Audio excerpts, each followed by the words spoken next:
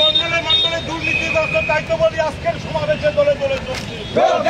প্রতিদিন নারী শিশু দর্শন হচ্ছে কেন? সরকার জবাব চাই, জবাব দাও। প্রতিদিন নারী শিশু দর্শন হচ্ছে কেন? সরকার জবাব চাই, জবাব দাও।